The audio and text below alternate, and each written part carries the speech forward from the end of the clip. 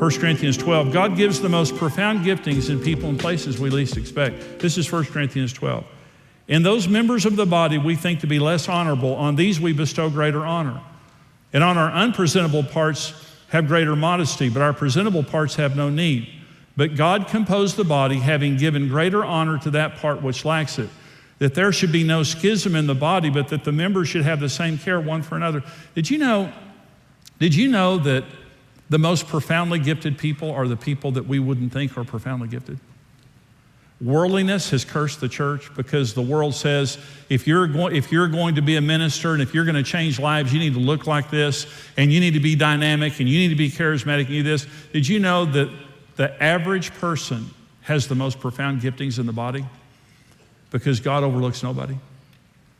And he wants us to respect each other and not to judge each other based on appearance or status or something like that. I'm saying this to some of you. Some of you maybe look at yourselves as being simple or ordinary. Can I tell you something? The church is built upon simple people who love Jesus. Thank God, whatever you do for a living, if God has gifted you in the body, you are needed in the body. And some of you that think of yourselves in very ordinary ways, you have a profound, everyone's gifted by God. Everyone in the church is gifted by God. So don't look at somebody else's gift. I'm saying you're profoundly gifted. Another thing, the greater the size, level, and responsibility or influence, the greater the stress. We want to be president. We want to have great ministry. We want to have a great business. We want to be a billionaire. But sometimes what you don't understand is the people that are there are very stressed out. It has a tremendous burden that comes with it. Here's another one, another problem or consideration. Many times we're all feeling insecure at the same time and are coveting different things about each other. 5 people in a room, one person wishes they had somebody else's marriage. Another person wishes they had somebody else's skin. Another person wishes they had their house, another their ministry, another their friends. We're all insecure in some areas. And we all compare in different areas. But many times a group of people, everybody's comparing at the same time. This is one thing that I think of a lot. Everybody has pain. Everybody has pain. Many times we compare and we one-dimensionalize people and objectify them. And we don't understand that everybody has pain. I had a friend that I knew in Amarillo, and I worked out with him for years. We worked out at the same place, and we lockered next to each other. He was about 20 years older than me. And we just kind of developed a friendship. I didn't know that he was filthy rich. He just owned, just half the panhandle. And many years later, being a preacher, I'd ask him for money if I knew that, but not really. I didn't know him, but we just developed a great friendship, and he liked me, and so every now and then he would invite me to go out to eat lunch. And so we would go out to eat lunch, and so one time we ate lunch, and at the end of lunch, I said to him, what do you have going on this week? Again, very wealthy guy, very successful guy. He said, I'm going to find my daughter. And I said, where's your daughter? He said, well, she's on the street somewhere.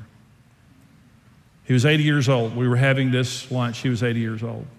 And I said, why would she be on the streets? He said, she has schizophrenia. He said, Jimmy, you need to be praying for my wife and me. At 80 years old, we're raising our 13-year-old grandson, and we're about to die. He said, we just can't do it. And he said, but I'll go to Seattle, I'll go to Los Angeles, I'll go to New York City, I'll go to Chicago. And he said, eventually I'll find her somewhere on the streets. It's easy to drive by somebody's house or look at someone and just to think, I wish I looked like them, I wish I had their house or whatever, but you have to take their pain. Everybody has pain. Peter is an example. You want to be the preeminent apostle? Great. So you're going to be crucified upside down? You can't just take the blessing. You have to take everything that comes with it. Causes of comparison. The first is lack of acceptance in who God made me to be. Matthew 22 says, love your neighbor as you love yourself. You have to love yourself in order to love other people. You say, well, why should I love myself? Because God made you. You're not an accident. You are the creation of God, and you are a miracle. You're created in the image of God.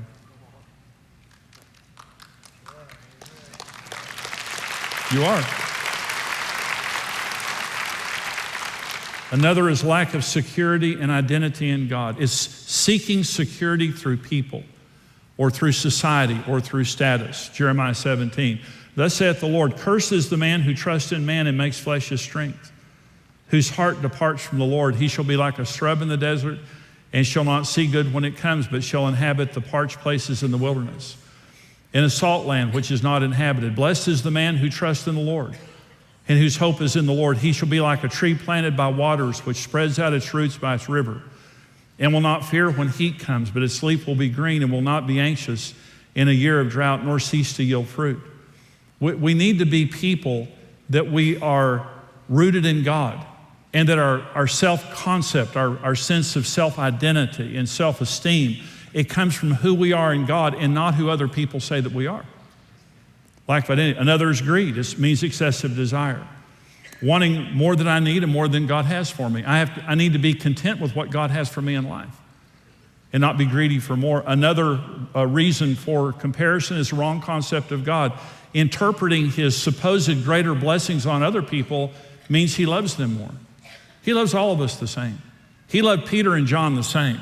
John, by the way, died of loneliness, basically. He died of old age, exiled on the island of Patmos. He's the only disciple that we know of that was not martyred, okay?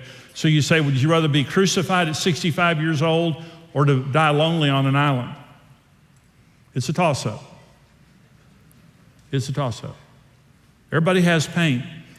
Everybody has pain. God loves all of us the same. Don't ever look at somebody else's body. Don't ever look at somebody else's blessings and think that God loves them more. God loves you just as much as he loves them. And God has a great plan for your life.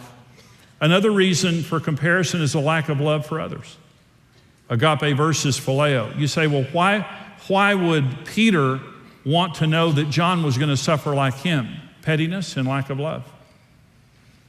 If you really love someone, you want something good for them.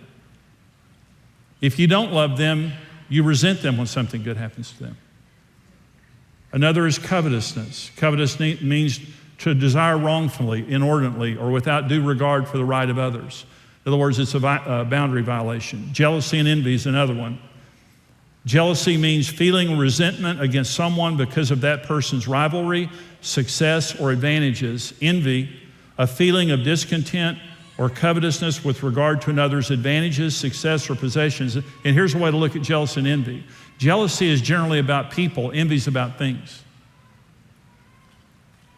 And when I look at relationships and I become jealous, or I look at what you own and I become jealous, that's one of the reasons that we compare.